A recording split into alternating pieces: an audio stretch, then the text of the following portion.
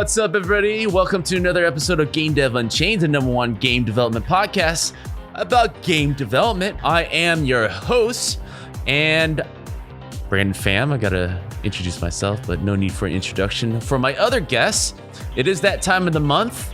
It is a Roundtable news episode, and that means we're gonna have a panel of game developers giving their opinions on the state of game development regarding on game news, all right? So without further ado, I'm gonna go ahead and switch over to my love cam, to Raymond Graham.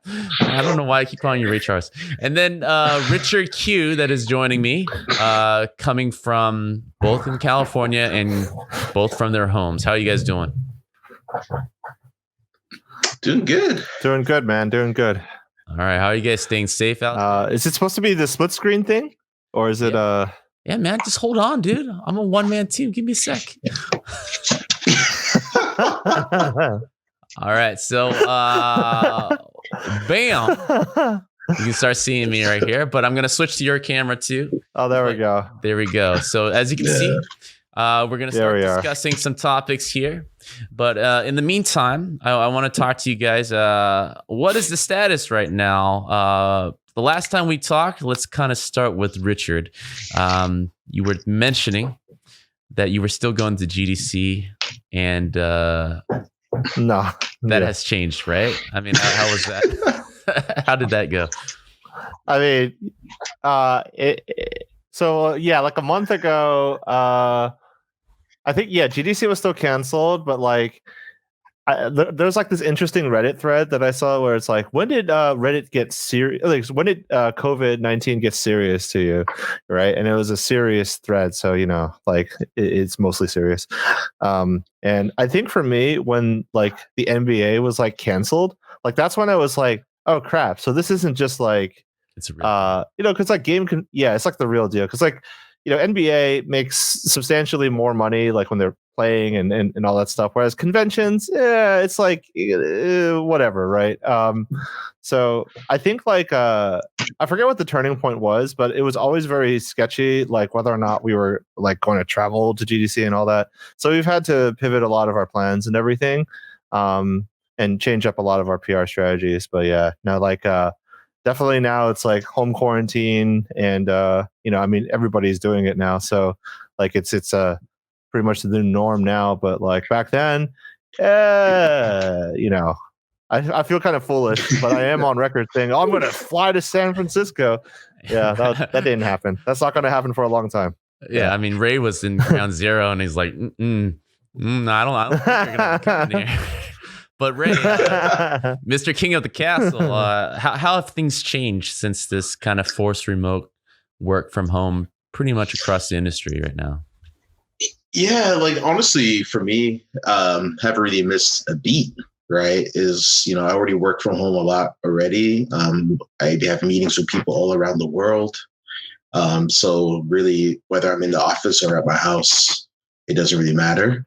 The big part is like some of the stuff I do outside of work, like I teach kids on the side on Saturdays, and that now is also online, and I don't really go outside a lot like I used to. So that has changed drastically. And everywhere I go, if I do go out, everywhere I go is pretty much empty. But yeah, man, it's in terms of work, it's business as usual, man. We're still trucking along, still interviewing, still doing meetings. But it's just all of it's over Zoom. So this is actually I like that. It's all over Zoom.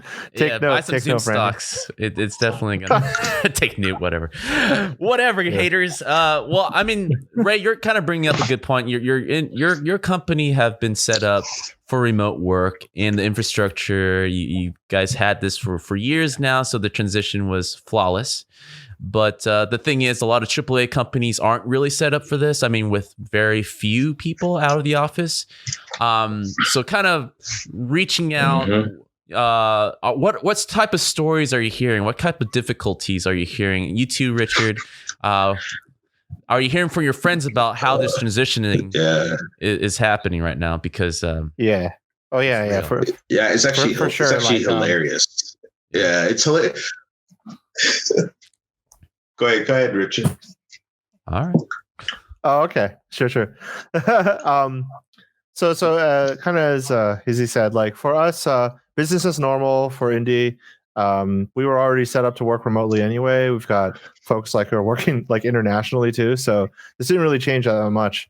And for my side job with working with Tencent, like it was already remote. Like, so I just had my first call with the designers over in Shenzhen over Zoom, which was a pretty marvelous software, and and it actually went just as normal. But yeah, for everyone else though, I think like for people who have like worked for companies that like day in day out, you've been going there for like over 5 years. Like I talked to them and they're kind of freaking out. It's like, oh my god, working from home, like it's so lonely. I'm so used to all the distractions, or I'm not trying to like point fingers at anybody, but it's like yeah, I've been doing this for a while. Like working from home, you just kind of get used to it. So I think it's going to be a huge inflection point for the industry, like for the like not industry, for everybody, when they realize like, wait, working from home, actually, we can kind of get used to it. And there's like, we can be more productive. And, I think that a lot of like industries are going to reflect on just like what some of the benefits are. Not every industry benefits from working from home, but like there's certainly, video games are affected quite greatly by it. Oh, what kind of and I guess I'll go back to this with Ray right here. I mean, what kind of stories are you hearing from your industry friends about this transition? Like, what difficulties are you seeing? Since not all studios are kind of set up for this or prepared for this, because the emergency kind of happened over a weekend and everybody was suddenly at home. But I would say that a lot of the studios absolutely are not set up for this, right? Without naming any studios, there's a few that have really stringent security requirements for the computers that are in their office, right?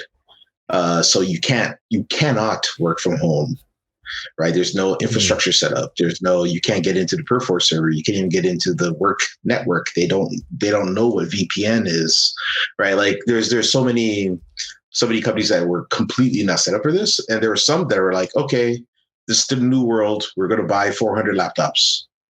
Or there are some that are like, oh, okay, we're gonna install Citrix, and then everybody can just tunnel in from their home computer using Citrix to their work computer, and they never miss a beat, right? And then there's others where they're arguing over who should get access to the 100 licenses of Citrix, right? Like so, right? So there was a wide variety of responses, and it was all a lot of folks who were trying to figure it out and are scrambling right now. And I find it really. And it really brought it to the surface, like how the video game industry is just used to having a studio of 800 people in some location all working together in one place, and really are not prepared at all for remote working. Mm-hmm. And there's a lot of issues with that aside from security, as you can imagine, right? With software suddenly having to work. The laptop solution is probably like the best solution because it comes from one source and then suddenly it's kind of dispersed. But that takes a long time to suddenly have these computers, especially with deliveries kind of coming to a halt, with actual emergency supplies being kind of the priority. So Richard, I kind of want to hear your side. Like, what kind of things are you hearing from your friends within the industry, just suddenly transitioning and not being very prepared all of a sudden?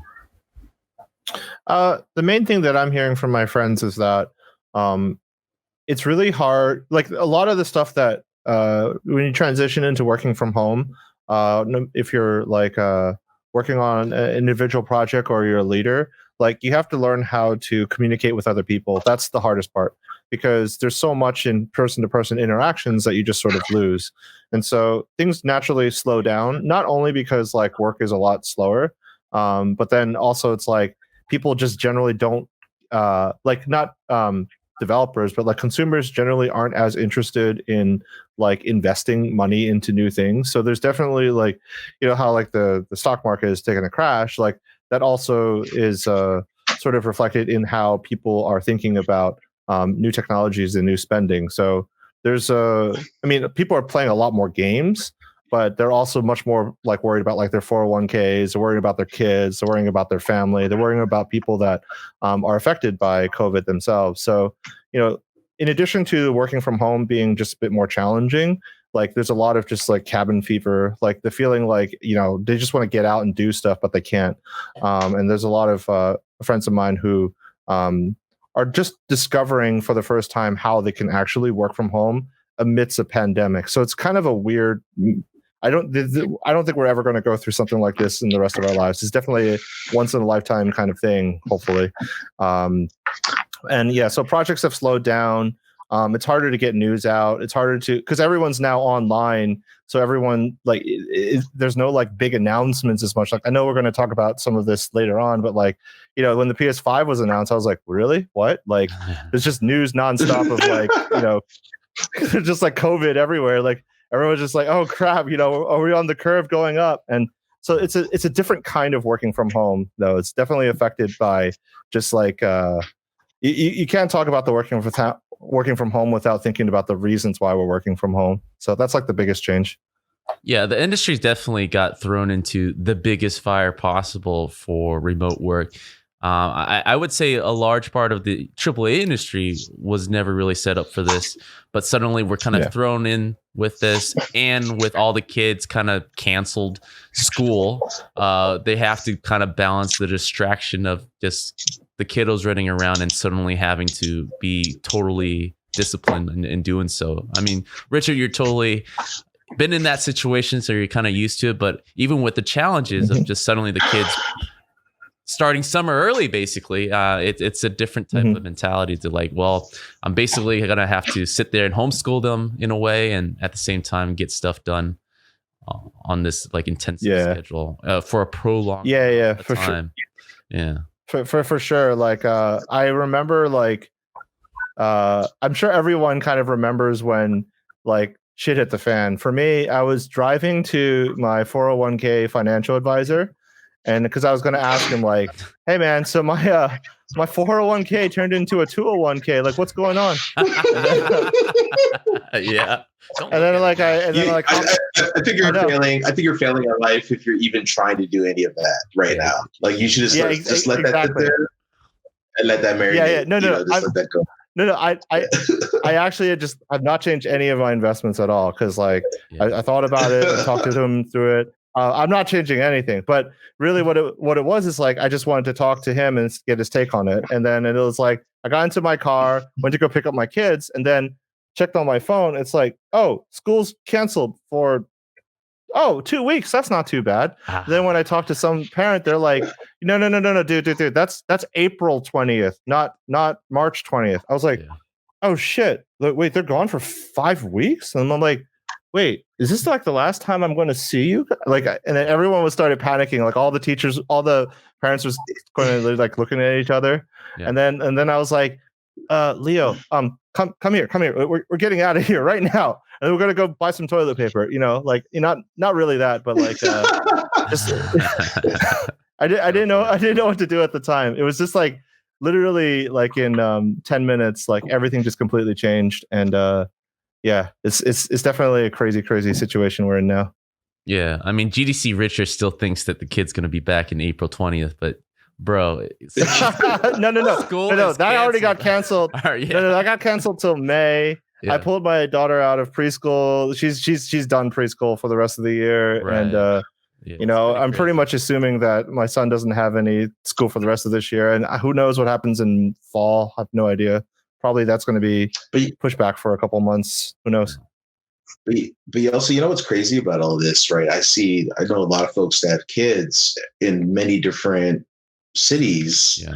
And there's some folks that have kids that are like, I don't know what I'm going to do with my kids. They're out of school. That's it. Right.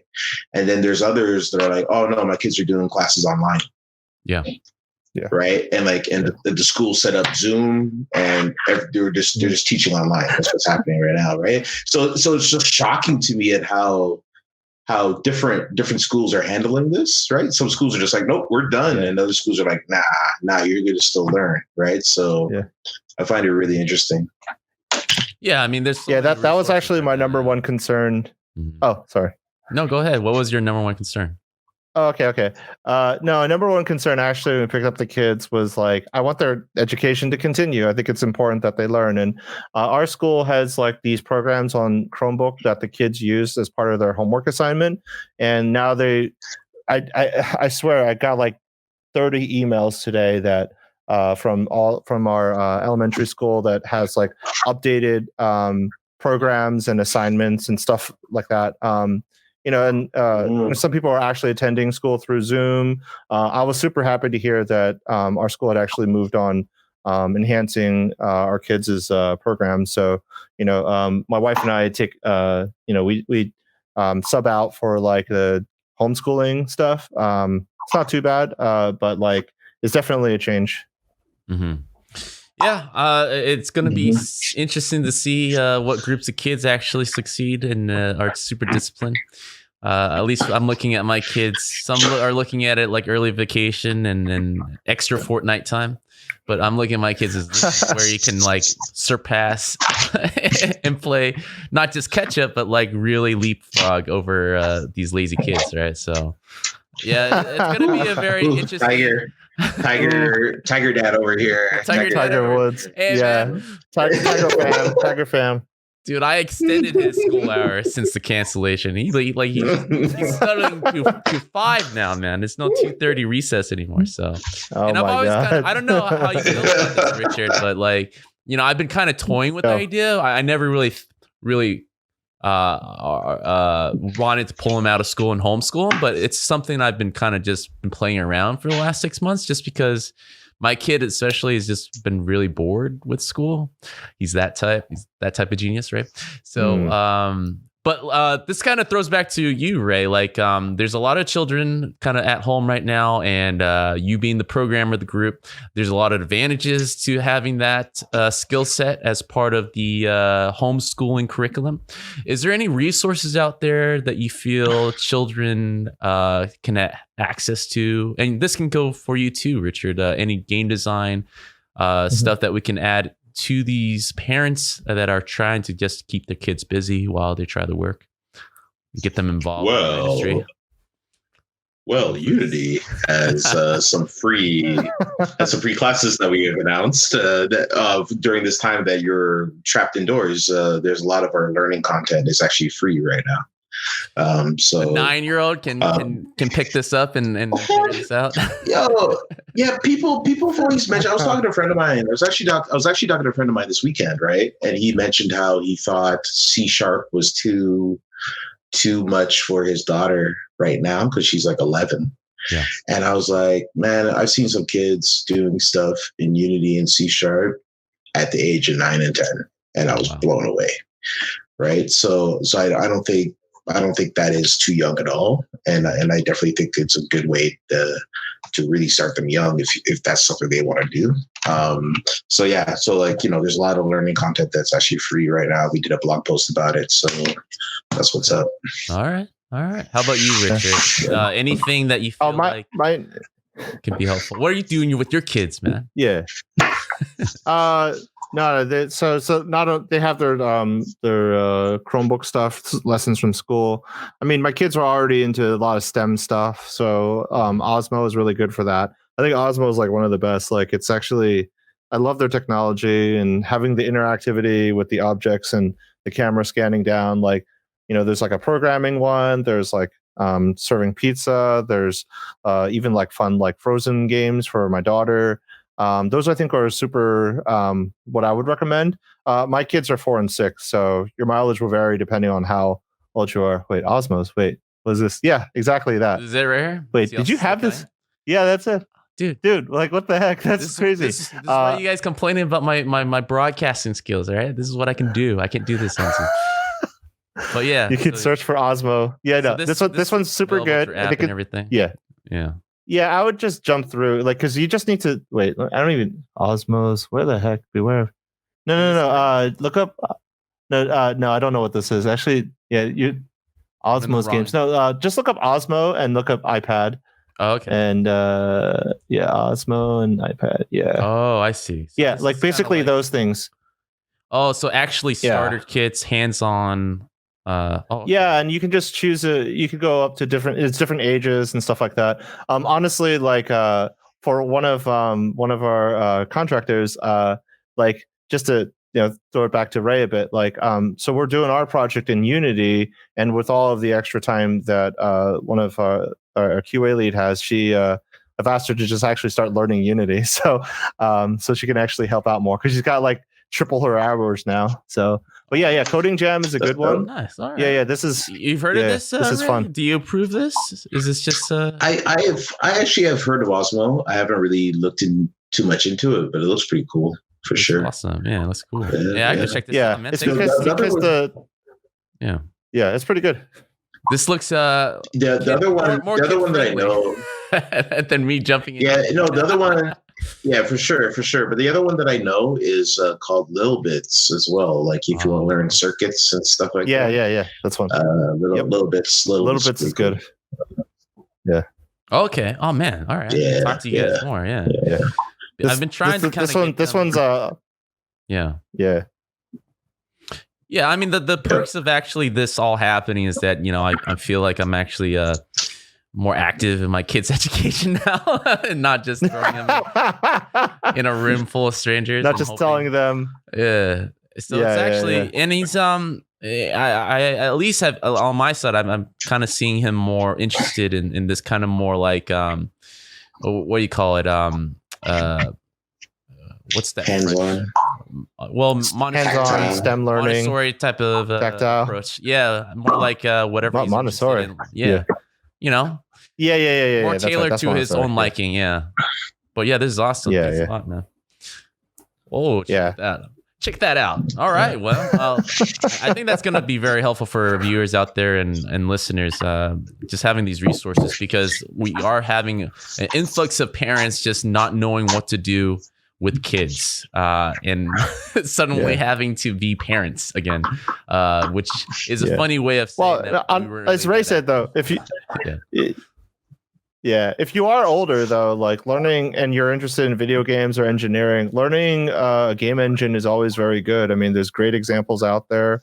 I've already said many times that I have used Unity for almost all of my projects the last like 5 years, both professionally and personally. So I definitely think like if you have the bandwidth for it and you are interested in getting into the game industry, no matter what type of person you are, to definitely give it a shot and go for it. I mean, that's how I got my break in the industry, and Unity is certainly very powerful. So there you go, Ray. All right. I love it. Well, all the parents out there, this is a great time while your kids are kind of running about to kind of introduce them to what you do, right? I think at least with my kids, they still don't really understand exactly what I do. That's not to say that I'm lazy. I don't know what you do either, man. I'm here talking to you guys most of the time. So it's a great chance to kind of get them involved early. I mean, we love the industry for a reason. So the next topic I want to talk about is Magic Leap, right? I don't know how much you guys have heard about this, but Magic Leap they said that they've probably been leaking info to try to kind of raise their prices on potential interest buyers out there as a way to kind of, it's a crap. It's not doing well. They're not finding a way to actually make money off of it. I want to know your thoughts. Let's start with Ray. You've been kind of impressed with their tech initially, but it's kind of been in a slow grind. What are your feelings about it? No, and I think the tech is still good, right? I mean, like for what it is. But trying to sell something for like $2,500 and not really giving consumers any sort of reason to spend that kind of money. And it was never for consumers. It never made it to actually being a consumer device yet. It was just doomed because there's no market for it, right? Cool tech also has to get into the hands of the people, right? And so not doing that, and of course the company was overvalued. They threw a whole bunch of money into it because AR is the new thing. So I don't know where they go from here. I have no idea. Because they've been real quiet lately. And then I did hear about how they're trying to sell the company, but like I have no idea what's going on. And but it's none of this is shocking or news, right? Because it came out and everybody was like cool, and then just went about their business, right? So how far away do you think, Richard? I know you've never been a huge fan of VR, but you've been kind of more hopeful with AR technology, and Magic Leap seems to be still in the forefront of this. Do you feel like the future is still too far away for Magic Leap to kind of profit or make a stand with this? Or do you think that they're just feeling out the industry right now to see if there's even any interest? I think they're definitely. I'm trying to catch up on this because I had heard rumors about it. Most of the articles I'm like glancing through right now put it in a pretty negative light. Yeah, I like honestly like when I read through some of this, it's just like I'm a gamer, man. Like I need games in order to attract me, in order to a thing. Maybe your crazy love for your Half-Life VR game, Brandon, will be the game that actually changes like my opinion on these things. Or maybe it'll be something else. Who knows? Yeah. The killer app. All I know is that for I mean, so I look at the technology and I'm like, dude, does this work with like for people like me with glasses? Like that's like always the thing that I'm super sensitive about. So I feel like I'm not even like the target consumer for a lot of these things. Cause I'm always just thinking like, dude, it's going to be like this big bulky thing on my head on top of my glasses. So I don't know. Yeah. I mean, I remember seeing like Magic Leap. Like I kind of feel like I'm pouring one out for them right now because I feel like they're donezo. Like I remember like seeing that video of them reacting to some AR shit like years ago. It was really cool, but then it was like, okay, is that it? Like what's the actual game? What are the core loops? Like how do I progress? Like, like once you get past the novelty of it, it's like what else is there? Because a game is a lot more about the sustained sort of like interaction you have with the game itself or other players. And a cool piece of hardware is just that. It's just a cool piece of hardware, like I can buy sunglasses that play like music in the sides of their ears. Like there's always cool technology like that, but I'm not going to buy it just because it's not necessarily a new experience. And yeah, I don't know, man. $10 billion seems crazy. I can't even believe they raised $2 billion. I feel like maybe I should have become an investment guy or person. Bro, if somehow they do find a buyer at 10 billion, that is the Magic Leap right there. That's yeah. In 2017, they valued themselves at 6 billion, and 3 years later, they're trying to kind of get 10 billion out of it. But I think you mentioned a couple roundtables before, Richard, that the gamer first kind of mentality definitely helps kind of drive the general consumer, right? And the phone is the best component right now for AR technology with Pokemon Go and whatever iteration next they have with that, or any other type of RPG or MMO stuff, especially in time now, right? MMOs have been on the rise since everyone has been quarantined. So I don't think anybody's. Yeah, I definitely think that. No, definitely not. It all comes down to the hardware and how accessible it is and how easy it is to use. I mean, it's kind of like when the last couple of weeks I keep going like Stadia. What's the value prop? Like it's one of those things where it's like when I look at the VR headsets, and yes, it can give you like AR right in front of you, but as like the biggest threat to that is the phone. And the phones are always going to constantly get better. And even things like Pokemon Go is a great example of that technology in the works that have a more seamless sort of plug-in into your life. Whereas like you have to literally give up a lot of your senses to play this game, Magic Leap or anything that requires VR. And so, I look at a game like Beat Saber, and that's like taking that whole concept to like like up to 11, and that works and that's cool. But then like that's just one game, and that's not going to be enough to carry like an entire industry, or at least like change the way that like the mass consumer thinks about the product. So we'll see. Yeah. No, yeah. I'll add to that that so Half-Life Alex, I actually dusted off my Vive yesterday. Okay. Yeah, I dusted. I like literally dusted off the Vive, and like had to spend like an hour and a half updating drivers and all the different peripherals. Mm-hmm. And I bricked one of them, and then I had to figure out how to restore it. And then I restored it, and then I installed the driver. And then 2 hours later, I was actually playing Half-Life Alex, and it's a great game. Oh yeah, it's a fantastic game. It's a fantastic game. Mm-hmm. It is the gold standard for a first-person shooter in VR. Yep. I also then took off my headset within an hour, and then played Doom Eternal. so that will just put it all in perspective for you, right? Doom Eternal is way easier to get into, way easier to play. Half-Life Alex is a great game. Again, I'm playing it on a Vive. I'm not even playing it on the $1,000 index, right? I'm playing on the lower spec hardware, and it's they did all of the VR things right in that game, right? The gravity glove stuff is amazing. Like it's good, right? But after an hour, I was like, okay, I'll come back to this, but I'm done. Let me play something that doesn't require all of this wire hanging out the back and like all of this craziness in my room, and like trying to make sure that I'm always facing in the right direction and that my headphones don't get torn off my head because they're attached to my computer. Like I didn't have to deal with all that nonsense that was kind of ripping me out of the immersion, and just play Doom, which is also another great game. So like, I don't know if Half-Life Alex is enough, but I do know that it is something that if you're making VR, you definitely have to pay attention to. I'm also blown away that Valve thought they could sell it for $60, and people are snatching it up, which is a price point that most VR games do not sell at. So yeah. I'm hearing a lot of people saying it's taking them at least 20 hours, which is really long for a VR to kind of go through it.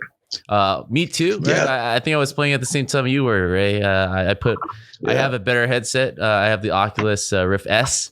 So it was literally just the headset and the controllers. I didn't have any camera setup, so it was a lot easier. But there is some type of setup, right? Just the headgear is an extra step, and I do feel that pain and extra effort just putting things on to experiment. I will say that, like you mentioned, playing Doom Eternal is a lot easier to get in, and you actually probably spend a lot more time. I played about 2 hours of Alex, and I had to take it off because I was like disoriented after a while, and I usually don't. But I was in it. That was probably the longest session I ever spent in VR, and I was like in the shower, and I was kind of just not quite out of that world yet. I was like, oh wait. Okay, it was really crazy because I never really spent that long in VR to suddenly go in the real world, and I was like, oh wait, yeah, that's right, this is real life. So there was a statement with Gabe saying that we're closer to the Matrix than we really think we are, and it felt very true in that moment. I will say this: the immersion, like the feeling of immersion, is really, really good. Like I have to say that, yeah. It did make me want to play it in a warehouse. You know what I mean? Because you technically can walk wherever, right? You do have a teleport thing to kind of help. But like you said, not everyone has a huge space to completely walk around the VR space. But I really wanted, that's probably where the omnidirectional treadmill can be very helpful. But it did make me feel like I want to walk around. Like I'm probably the 1% of VR user that is wanting to be active in the VR world. I want to walk around. But I want to go back to a month ago where I felt like Half-Life Alex would be a major milestone for VR games to kind of step up from. I wonder, with Ray being like the Beat Saber hardcore, do you feel any differently after playing? Do you feel like there is a milestone that at least a new bar that a lot of VR games, at least, FPS is a sure thing, but like, I feel, no, I feel like I haven't played a lot of it. I only played a little bit, right? And I still think like Beat Saber is definitely by far it's just a game. It's just my type of game. You know what I mean? Like I just love that game, right? So like that's nothing I play is going to change my mind about that. But like yeah, just holding up my hand and aiming the gun and actually looking down the sight, and then the gun fires where I expect it to fire. Like all of that felt really nice, and the gravity gun stuff felt nice. Yeah. It's a little hard to kind of aim what objects you want to grab sometimes, but like otherwise, like it all feels nice, right? And it performed really well, even on my rig that's not the greatest, fastest rig in the world. Looked very nice, like I have no real complaints about that game, right? But I just feel I feel if you're gonna make an FPS game now, you have to look at Half-Life Alyx in VR, like you just have to, right? Because they did some interesting things. So. Does that make you does it at least try? Does it change the whole game?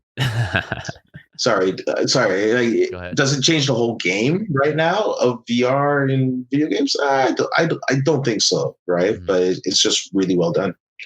Yeah. I think a lot of people, if anything, are at least it's helping that industry, right? I think a lot of people are buying into VR and now are more open to trying VR games. And no, you don't think so? You don't think a lot of people tried VR for the first time actually bought a device because of Half-Life, like a good percentage, or just a too small percentage that doesn't matter? Those folks would have to be some hardcore Half-Life fans to be dropping the kind of money they would have to drop to play that game. You're talking between $1,000 to what's the cheapest? What's the Rift? The Rift is not the Rift. Sorry, the Quest. The Quest is around. Yeah, but no, the Quest you 200. Yeah, let me see. I think the Quest is like $300-$400, right? And with the Quest to play Half-Life Alyx, you also need the sync cable to hook into the computer, right? Right. Which is, I think, the sync cable by itself is like $50 or something, right? Yeah. Or $100 bucks. I can't remember. But anyway, like the costs of entry is still very high, right? So if you're like out here in the world saying I have to play the next Half-Life game, I'm going to drop $400 to $1,000. I'm questioning your judgment, or you just have a lot of free money just to be spending, right? So Ray, yeah, give me some. I do want to try the index. The index is supposedly have more finger control. Is that really the biggest perk? Well, finger control and higher resolution screen, and so it looks better. Like faster refresh rate, right? So it's a nice headset, but yeah, I mean, $1,000, man. I just can't go back to camera setup. It's really nice with the S to just put a headgear on and just play. Like I hate just location-based camera just everywhere. It just seems such a hassle. So I'm not ready to make that until the next index. But I mean, that's just I wasn't planning on talking about Alex, but it's nice to kind of hear your thoughts on it since we did talk about it last time. I know we're boring Richard because he only cares about other PC games. No. I'm reading about no. In other news for people who aren't watching about Half-Life, I'm reading about how the guys who made, I think, the the Outbreak game has donated $250,000 to COVID research, and they're making a game about stopping a pandemic. So I don't know. I did read reviews about Half-Life Alyx too, so I'm in. Yeah, I'm also watching. You're listening. Yeah, it's the best time you have some extra cash to donate to COVID because it gets your company on a bunch of headlines right now. So it's a smart marketing move. For sure. So I want to move on to the next topic. So this is something that we've been hearing as part of being in the industry, but in the current trends of journalism, there's a lot of expose and finally not being afraid of kind of standing up to these AAA companies. And Naughty Dog just recently in the past month have been in the headlines finally talking about malpractice, crunch culture, and more specifically, Last of Us 2. And one of the biggest quotes that I heard that 70% of people, specifically in the designer department, have left since Uncharted 2, since working on that to working on Last of Us 2. So that's a huge amount of senior staffs and leads that have been constantly changing at that studio, and would love to kind of talk about what your guys' thoughts are on that. So let me kind of go over to Richard here. Design, I never really like to give you guys credit, but you guys do play a big part in games. And once a senior staff or lead staff leaves, there's a lot of figuring out the pipeline again. And it starts with you guys and trickles down to all of us, and can cause a lot of delays, which they've always been having issues with. So hearing that, and it's not news to us, but maybe news to a lot of fans. What are your thoughts about this? Same old stuff. So the idea that like people leaving Naughty Dog and it causing like a huge change. Like, sorry, I wasn't quite sure what the question was there, Brandon. I'm sorry. Over the details. Yeah. So this is a Kotaku article that was released a couple weeks ago, actually. But the whole thing was talking about pretty much the crunch code culture there, where developers are, I'm sure you have friends, and we all have friends there, right? Every game, pretty much 9 months out, they're in there from Monday through Saturday. They're working like 60 plus hours, and the only thing they try to make up with it is after a 2-3 year or now 4 or 5 year game cycle, they give their workers like 2 months off to kind of try to make up with that. But the biggest thing is that every, I would say, summer, you would see a huge listing of pretty much every position for contract work every year, right? So for the layman, they would be thinking, oh man, Naughty Dog is growing, but mostly it's just replenishing burnout people. So that's where we're at. Kind of want to know your thoughts about that.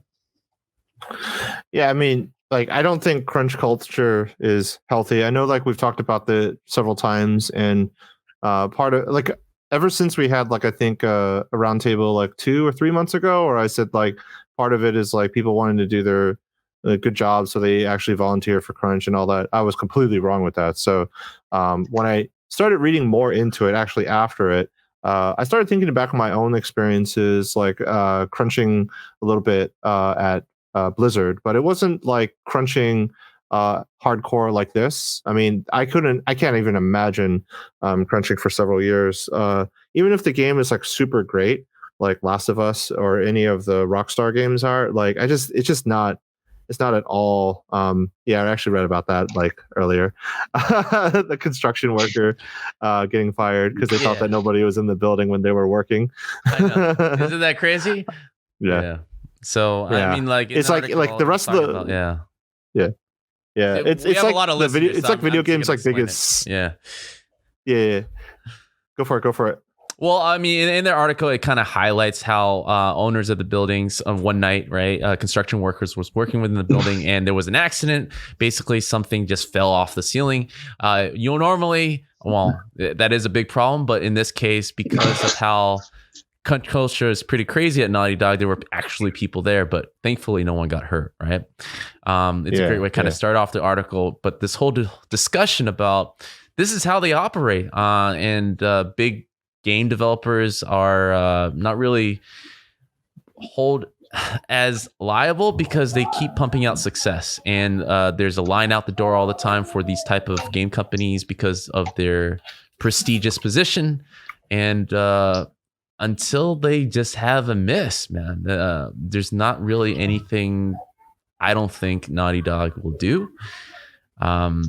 It's just for me, at least, right, on a personal level, again, not reflecting any opinions of you guys. I don't want you guys to be in trouble, but I just want to say that it's just something that I see Naughty Dog being one of the biggest offender, and everyone kind of hold them in the highest regard from both fans and game developers, and we're probably permitting them to continue to kind of have this type of practice, and they're supposed to be a leader in the industry, right? Well, I think there's a quote in the article actually that says they've never seen success any other way. Yes. So they don't believe there's another way of achieving it, right? And so that's that, right? And so as long as they make good games that are high quality, and then gamers and everybody else picks them up and says, I can't wait to play that next Last of Us or that next Uncharted. Nothing's going to change around this at all.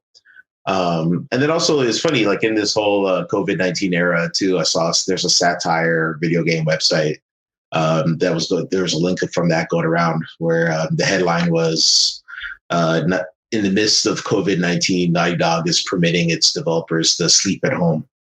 Right. And is this like the video game? Yeah, it's like Hard Times or whatever it was. I can't remember which one it was, right? Mm-hmm. But yeah, that was funny. Like it's funny, but it's also funny because it's also like, yeah, to see something like that actually happening, right? So yeah, like, you know, it is what it is, right? Like, yeah, they just don't know how to succeed any other way.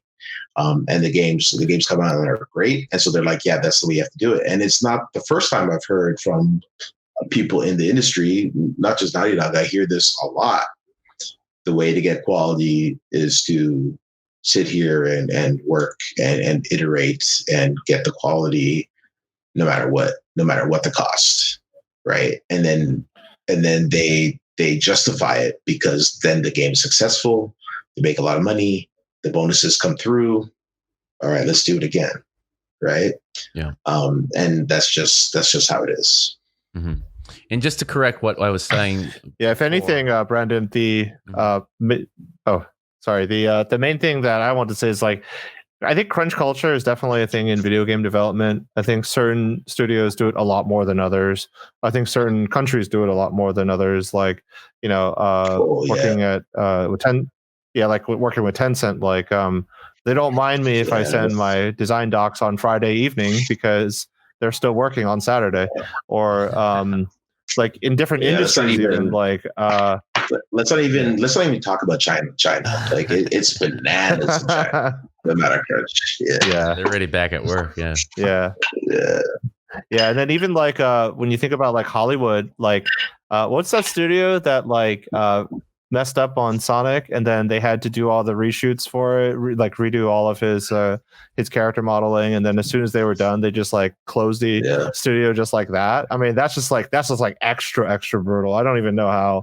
Like, there's no bonuses there for anybody. It's like, it's not like, at least like, you know, you work at Naughty Dog, you crunch like hell, you know, you slowly move up the corporate ladder, you get a lot bigger bonuses. But like in Hollywood, like, man, you just I don't even know how you describe, like, how much money did like all of the Marvel, like the MCU movies make, and then look at the credits afterwards. It's like, you know, thousands of people, and you have no idea what kind of working conditions they are. So I think it's the same perception that people have of video games. It's like, fuck yeah, Last of Us 2, but then you don't really think about how it was made. Like, nobody wants to know how the sausage is made, man.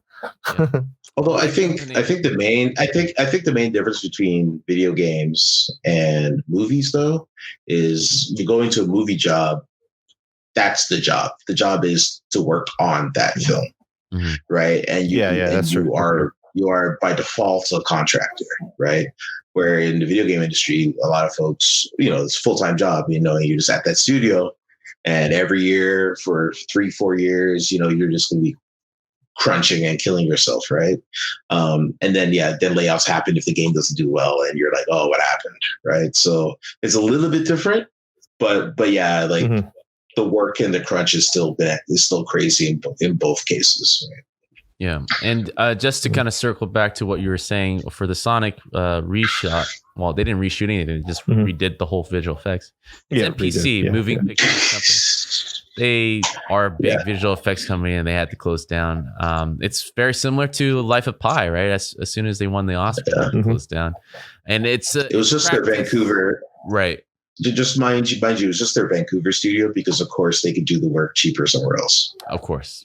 So they're still going on. It's just that particular studio that was working on that reshoot, and that well too.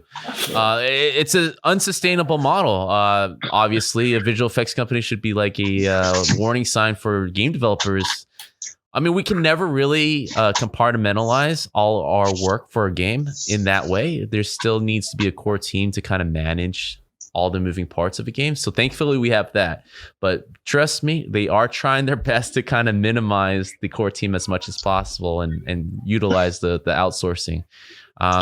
Just to kind of close on this topic though, with Naughty Dog, one of the effects I'm hoping that this remote working is going to help with, and I mean it probably applies to them the most, as Ray was kind of mentioning before. They're not really ever set up for remote working at this huge capacity, and they have this Last of Us 2 and crunching mentality. So kind of like what you guys are talking about, a lot of deadlines will be pushed. Kind of want to see how they react to this. I'll be very surprised if they're going to still march on with their dates. But I would say this: I am glad that I think from the crunch culture to no crunch culture, there's an in between where we're actually having people crunch at home instead and sleeping in their own beds. So I think we need this essential move right here to kind of ease that concern, right? Just at least have these people, if they're crunching, they're working up till 2 a.m. in their own home. And I take comfort in knowing that a lot of Naughty Dogs are sitting at home right now crunching on Last of Us 2. I'm pretty sure they're still setting up their computers, but go to sleep. Go to sleep. That's all I have Please to go to sleep. Yeah. Sleep. Yeah.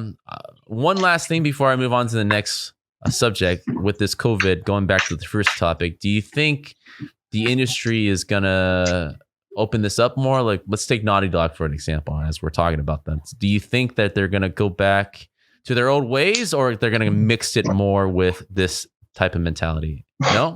All right, Ray, shaking your head. Go ahead and take it. What do you think? No, definitely not. Nah. Yeah, there's no big amount of wisdom that I can impart here, but money's money, the industry's the industry. When we go back to normal, everything will go back to normal. It's sad, but I'm very pessimistic on that. Yeah. Richard, you feel about the same way that these big companies experiencing this for the next 2-3 months will suddenly just scratch all the IT infrastructure? Let's just go back to working in the office all the time. I think that the quote in the Kotaku article that said they've not known success any other way just hints just how kind of conservative their thinking is, and how short-term thinking it is. So I think working from home is a model that works for certain types of products. But for something like Last of Us, where you're really handcrafting every single microsecond of it, and then you have all these other game systems, there's just no way. They're gonna put everybody in as soon as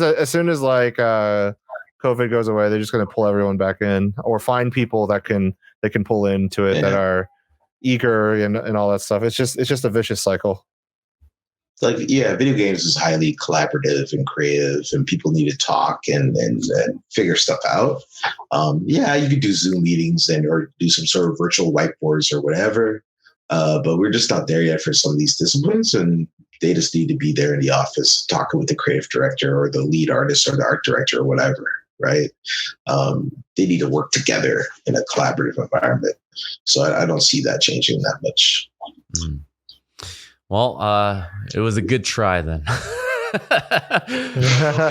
like the pandemic will actually promote this idea, but if anything, it'll help more outside vendors kind of help with these studios into being open to remote working. I don't know. Maybe virtual studios are going to be a result of this on the rise, right? So I want to move on to our next topic. It's kind of like a thing that I like to tease. We don't have to spend too much on it. But Gamestop counted itself as an essential business because, they're on their last legs. I really do think they already pulled their last move, having Regis trying to pull the shit around, which is pretty much every move that big companies do before they go bankrupt, right? And so I kind of want to hear you guys' thoughts on this. I mean, since then, they actually have closed the stores because they were there was reason, right? Kind of told them. Yeah. But what kind of I have a friend of I think it's absolutely ridiculous. Gaming essential. Yeah, sure. You could say anything that you spend your time on is an essential, but there's so many ways to get games. I had a friend of mine who has been working at, what is this? This is just an article talking about. What the hell is That's a random ad. Oh no, that's an ad. I thought it was like I was like that has to do with GameStop. That would have been like dope. You know what's better than going to the dentist? Going to GameStop or something like that. Anyway, I have a friend of mine who's worked at GameStop for a long time. I don't know if you guys knew this, but the way that they worked was like they would go into the store, but customers couldn't come into the store, and you had to, and they would go outside of the store and give you your items. Right. So it wasn't actually like people could go to GameStop, but so it was just so strange. Yeah. Yeah. I mean, they definitely tried to profit from this, right? So Ray, where you? I know you. Well, like I've been on here a few. I've been on here a few times, and I don't think I've said anything good about GameStop ever. Yeah. Right. So you already know my. You already know my opinion, right? Is it an essential retail? Hell no, of course not. But and there's definitely. Right if everybody's home right now, they can just download the games directly to their machines, right? Yeah. On every platform that they want to play on. You don't need to go into that depressing, dark dungeon of sadness, right? You just don't need to go there, right? So yeah, and of course they said that because of course they want to stay open and make some money while all of this is going on, because again, they want to suck all the soul out of life, right? Like just know. Look at this place. Look at these pictures. Anyway, no, man. Pictures, by the way. The most tragic. I can't say anything good about GameStop at this point. It just needs to go away, man. It just needs to go away.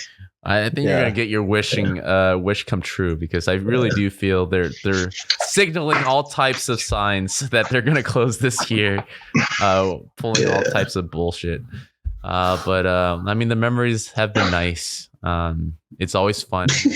Man, if only could go there and play like board games, man, that would have really turned it around, or add like some bowling alleys to it, some pinball machines.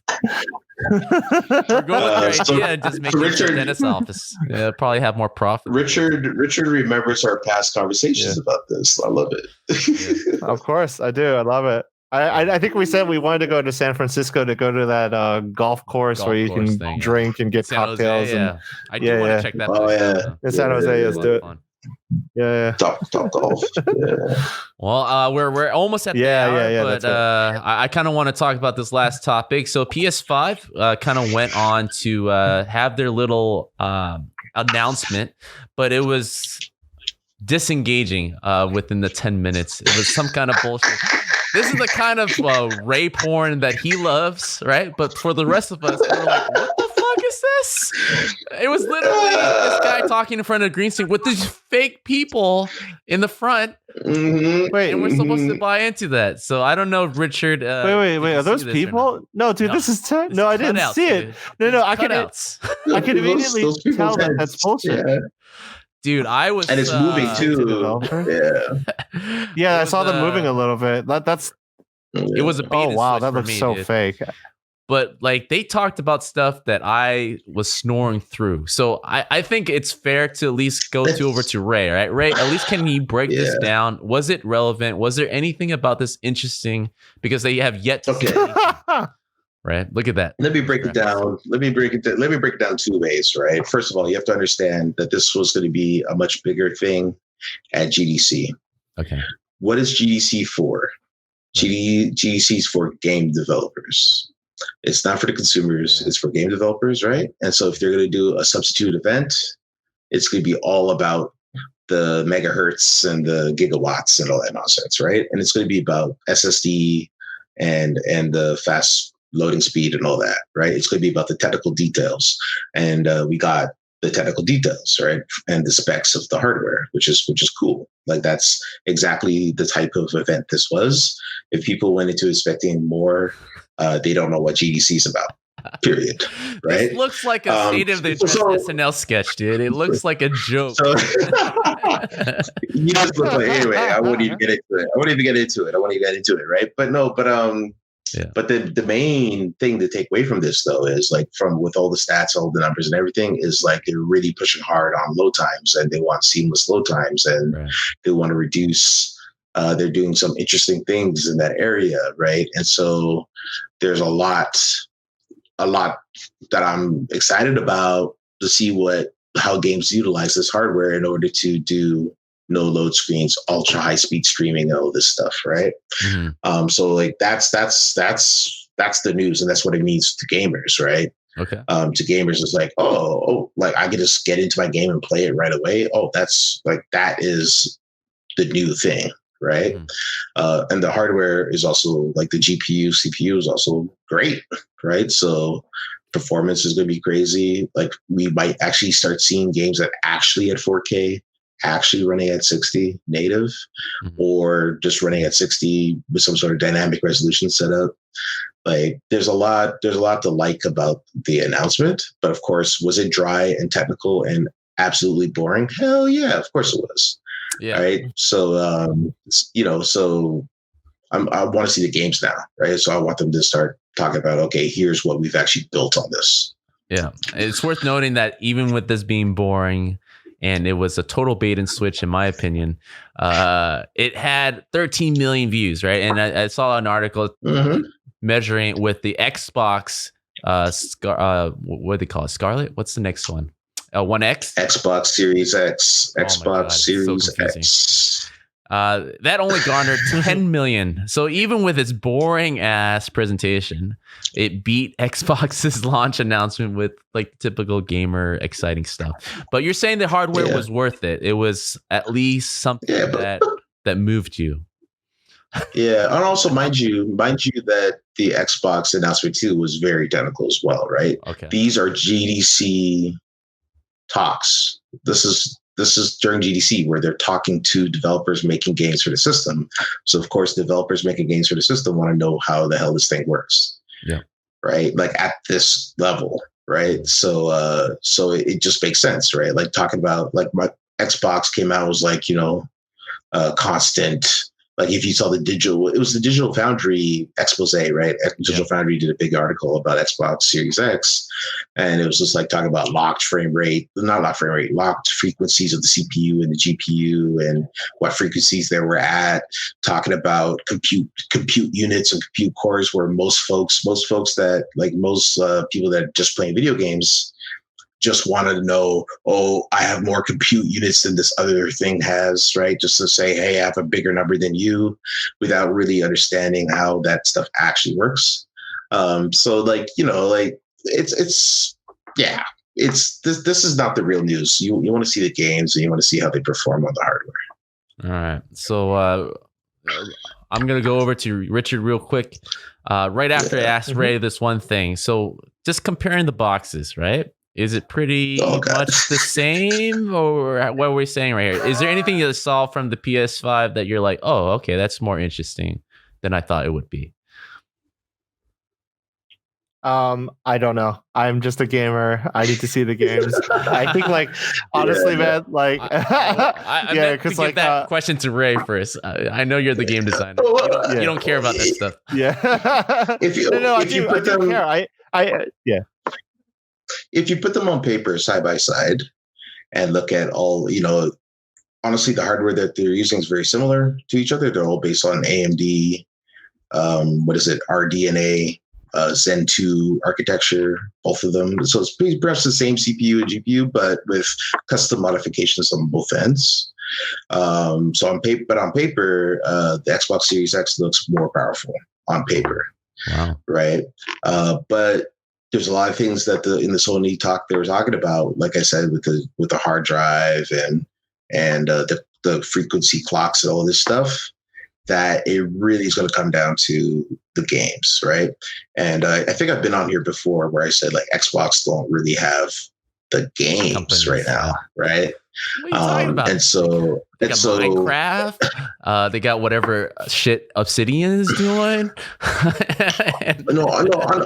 Honestly, Microsoft has the games. If you look at it from like if Game Pass is their way of making money, right? They have the games for that, and they have the studios for that to give people a variety of different games, right? Mm-hmm. Sony is like, nah, we're just going to deliver you hits. Right, this every first party game is going to be a hit, right? And so it really just comes down to what those games are. Yeah, honestly, because at the end of the day, that's what sells boxes. At the end of the day, it's games. Games sell boxes. Right. Yeah. Ray, is it true? Like, I'm reading this on Tech Radar right now that PS5 could potentially support backwards compatibility. Because that's like old school PlayStation 2 days that I'm thinking about this stuff, and that sounds really cool if it can do that. Well, the only backwards compatibility that they're talking about is PS4 games, right? PS4. So it doesn't go all the way back.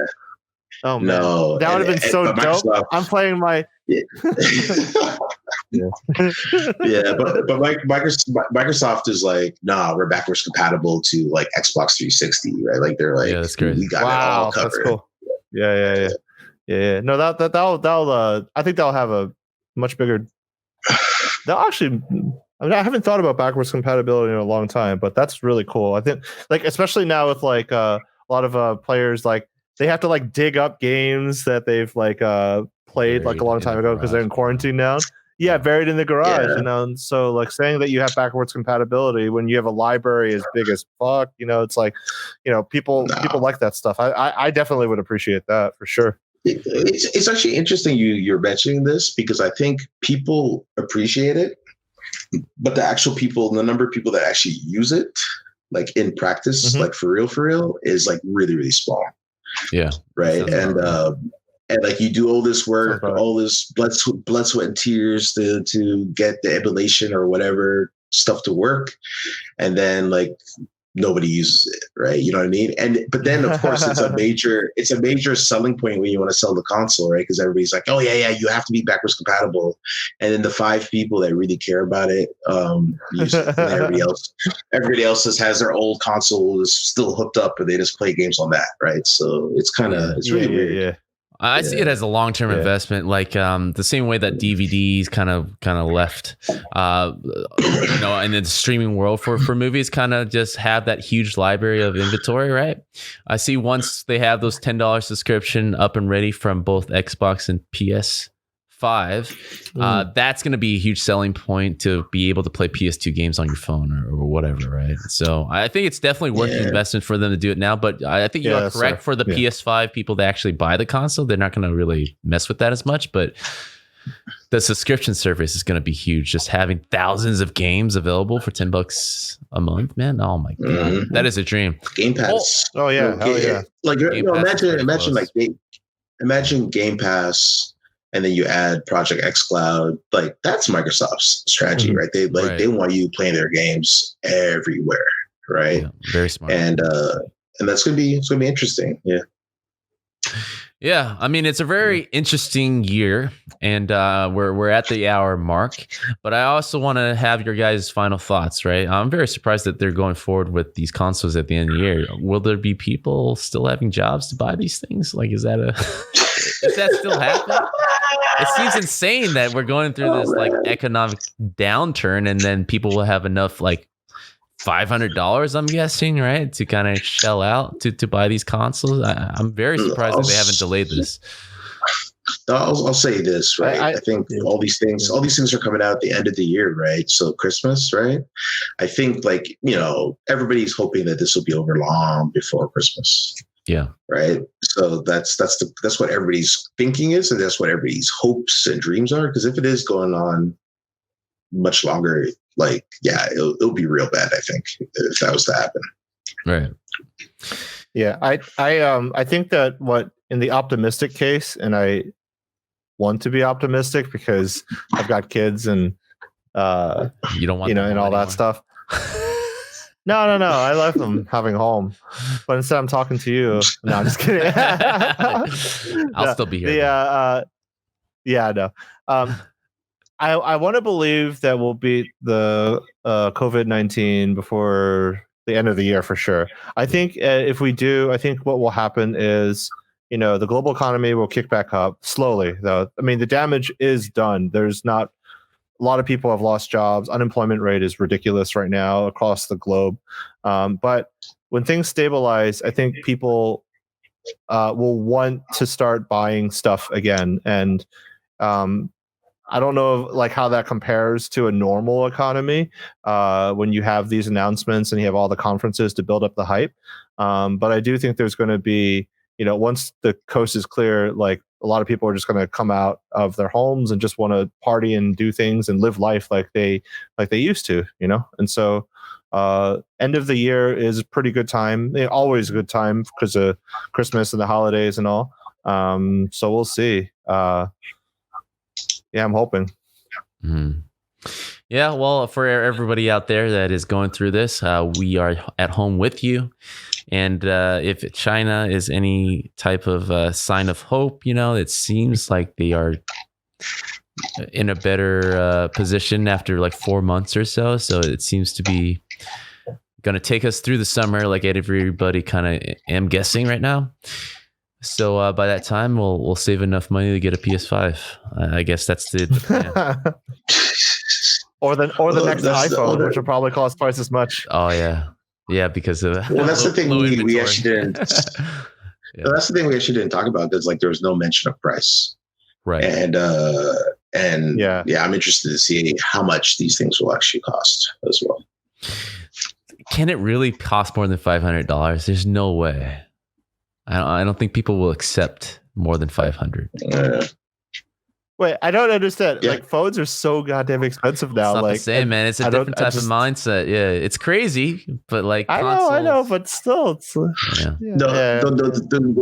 it really is. Folks don't actually buy their phones, quite frankly. Yeah. Right. Like folks true. buy their phone for $100 and are in their plan for 3 years, right? So. Yeah. With the console, you got to drop that money right now. You got to drop all of it right now. Yeah. That's the Raymond. You do layaway. You could probably do some layaway or something on the console. Layaway. Yeah. Well, I'm looking forward more and more to hearing about their Project xCloud, their Sony subscription model. I think that is the future. A great way. I am enjoying at least my no cap internet right now because of the COVID. So that is one perk. Which also means that they never really needed to kind of data cap us at all, which kind of makes them even shittier. Just making us go through all that. But in the meantime, I want to thank you guys, Raymond, Ray Graham. You can find his Twitter at, I'm going to have your handles next time so they don't have to memorize this. Where can they find you, Ray? At Waterass? How do I say it? Yeah, it's Waterass, and it's WADARASS. All right. Thank you, Ray, for coming on. And of course, Richard Q, where they can find you on Twitter. Yes, they'll find me at Twitter at missing_tooltip. All right. I'll promise you guys I'm going to tap into my graphics department and get you guys Twitter handles up for next time so they don't have to memorize it. But we do have listeners out there, so we do have to repeat it anyways. So that concludes this month's roundtable. I want to thank you guys again. We're here every month, kind of just round the news. Join us at any point live or through the comment section and hit these guys up in your Twitter handle. If you have take offense to anything that Ray or Richard says, go ahead and talk to them directly. Don't have to go through me. Definitely talk to Brandon about that. Yeah. I want a global opinion of what's all our topics, and we always have fun here. So I want to thank you guys and see you guys next week.